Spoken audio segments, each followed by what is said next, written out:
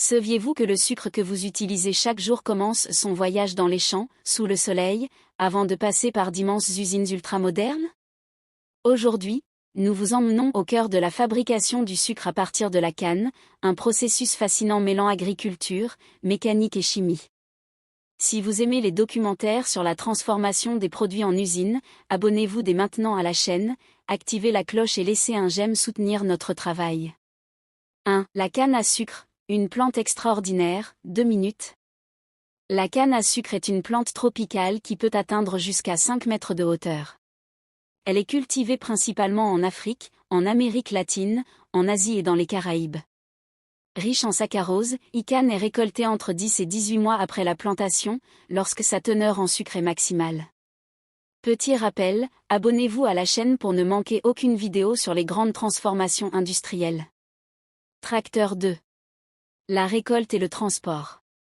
La récolte peut être manuelle, à l'aide de machettes. Mécanisée, grâce à des machines coupeuses modernes. Une fois coupée, la canne doit être rapidement transportée vers l'usine, car le sucre commence à se dégrader quelques heures après la récolte. Des camions ou des trains industriels acheminent des tonnes de canne chaque jour vers les sucreries. Aimez la vidéo si vous aimez découvrir l'envers du décor industriel. Engrenage 3. Le broyage de la canne. À l'usine, la canne est lavée pour enlever la terre et les impuretés. Découpée en petits morceaux.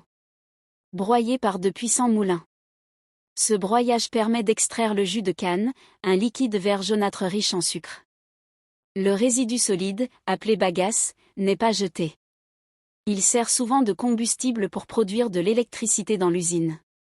Ampoule électrique astuce, abonnez-vous pour découvrir comment les usines recyclent leurs déchets. 4. La clarification du jus.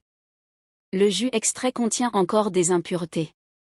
Il est donc chauffé, mélangé à de la chaux, filtré. Ce processus, appelé clarification, permet d'obtenir un jus plus clair et plus pur. Les impuretés se déposent au fond et sont retirées, laissant place à un jus prêt pour l'étape suivante. Feu 5. L'évaporation, concentrer le sucre.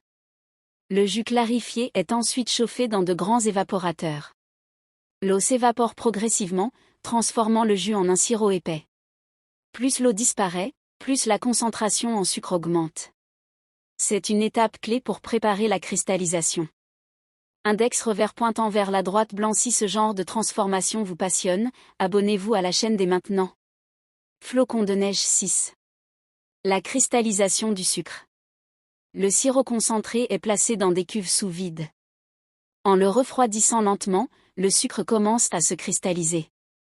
Des cristaux de sucre se forment et grossissent progressivement. C'est à ce moment que le sucre prend sa forme solide. Un mélange de cristaux et de liquide appelé masse cuite est alors obtenu. Cyclone 7. La centrifugation et le séchage. La masse cuite est introduite dans des centrifugeuses tournant à grande vitesse. Elle sépare les cristaux de sucre. Le sirop restant, appelé mélasse. Les cristaux sont ensuite séchés, refroidis, tamisés selon leur taille. Ils deviennent enfin le sucre brut. Colis 8. Conditionnement et distribution.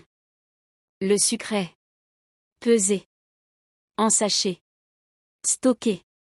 Il peut ensuite être raffiné pour obtenir du sucre blanc, ou vendu tel quel selon les marchés. Des millions de tonnes de sucre sont distribuées chaque année à travers le monde. Abonnez-vous pour suivre d'autres voyages fascinants, de la matière première au produit fini. De la canne plantée dans les champs jusqu'au sucre dans votre cuisine, le parcours est long, précis et impressionnant. Chaque étape est essentielle pour garantir qualité, rendement et sécurité alimentaire. Personne avec les mains jointes, merci d'avoir regardé cette vidéo. Bulle, dites-nous en commentaire quel produit vous aimeriez voir transformé dans une prochaine vidéo. Abonnez-vous, aimez et partagez pour soutenir la chaîne et ne rien manquer de nos prochains documentaires.